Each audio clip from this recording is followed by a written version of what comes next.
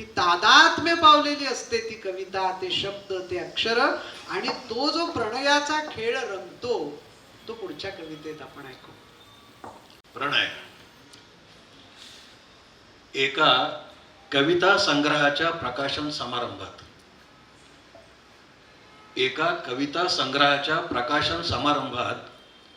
सक्षम सन्माननीय प्रतिष्ठा प्राप्त ज्येष्ठ कवयित्री समीक्षकेचा आपल्या अभ्यासपूर्ण भाषणात जाहीर अभिप्राय.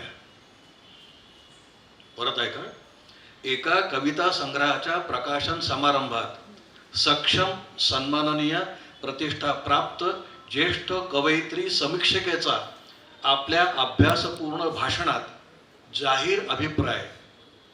वहिनी, जरा सावधान, तुमचा नवरा प्रेमात पडलाय.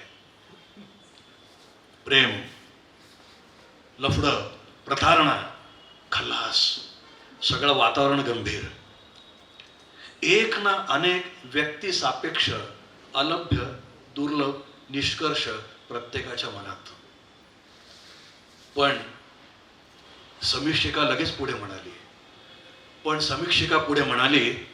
घाबरू नका, गैरसमज करून घेऊ नका. प्रेम हा सहज योग असतो. आणि मग प्रणय, प्रेमाचा अविभाज्य घटक.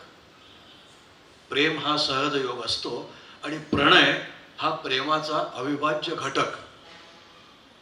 गायकाचा स्वरांसोबत, चित्रकाराचा रंगरेषांसोबत, नटाचा भूमिकेसोबत, सृजनाचा कलाकृतीशी, वेदनांचा संवेदनांशी, अथवा विचारवंतांचा आत्म्याशी चाललेला संवाद हा प्रणयच असतो. अस्वस्थ संवेदनशील कवींचा प्रणय एकांतात गूढरम्य स्वप्न आणि अनंत कल्पना यांच्याशी अखंड चालू असतो.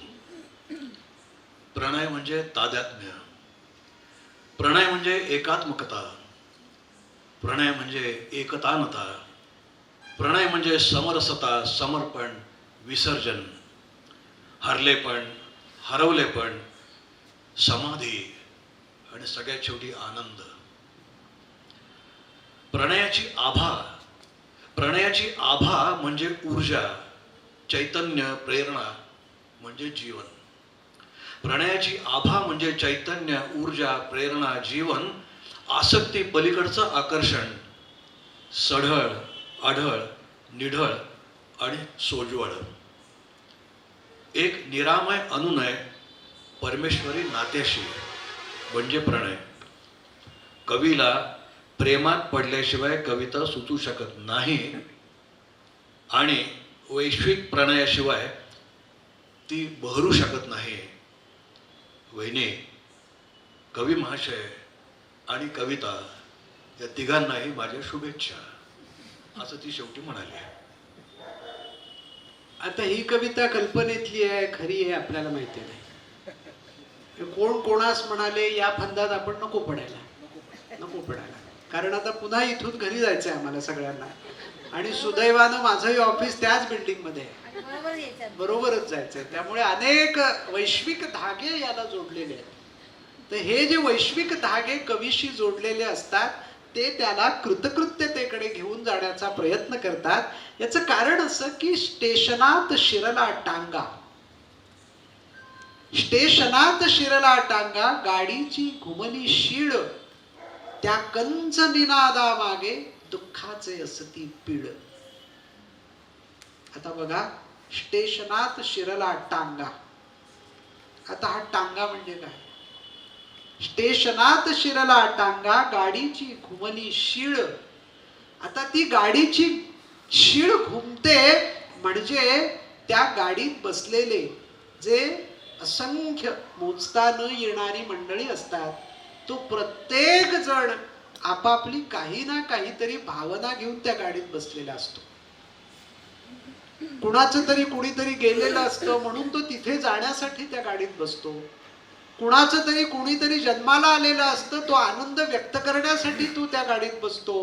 कुणावर काहीतरी विचित्र प्रसंग गुजरलेला आहे, त्याला धीर देण्यासाठी तो त्या गाडीत बसतो. असे असंख्य भावभावनांचे अगणित धागे घेऊन ती गाडी निघते. तेव्हा तो कवी म्हणतो की हे ठीक आहे, दिसायला सगळं छान आहे, किती गती पकडते. तात्यांनी आमच्या त्यावर शोषक आणि शोषित असा एक प्रतीक योजून, नको ग आक्रंदे जमीन, जाळीत जाऊ तू बेभान होऊन, अशी एक कविताही लिहिली. किंवा आगगाडीवरच्या अनेक कविता आपल्याला डोळ्यासमोर, म्हणजे अगदी लहानपणी आपण जी आगगाडीवरची झुकू झुकू झुकू आगीनं गाडी, इथपासून ते सगळं सुरू करता येईल. तिथपासून सगळ्यामध्ये एक सूत्र दिसलं, ते होतं कवितेवरची कविता. आणि ती कवितेवरची कविता घेऊन आणि ते अज्ञाताचे सगळे धागे एका मुठीत आवळत ज्यावेळी आपण कृतकृत्य जवळ येऊन उभं राहतो, त्यावेळी मला विंदांची एक कविता आठवती, ती ऐकवतो आणि त्यानंतर कवी अज्ञात यांच्याच कवितेच्या स्वरात, कवितेने शब्दांमध्ये या कार्यक्रमाची सांगता होईल. विंदा म्हणतात, कधी येत असे क्षुद्रता कसपटाची. कवितेच्या किंवा कलावंताच्या वाट्याला काय येत असतं? कधी येत असे क्षुद्रता कसपटाची, कधी वाढता वाढता व्योम वाढे. व्योम म्हणजे आकाश. कधी येत असे क्षुद्रता कसपटाची, कधी वाढता वाढता व्योम वाढे.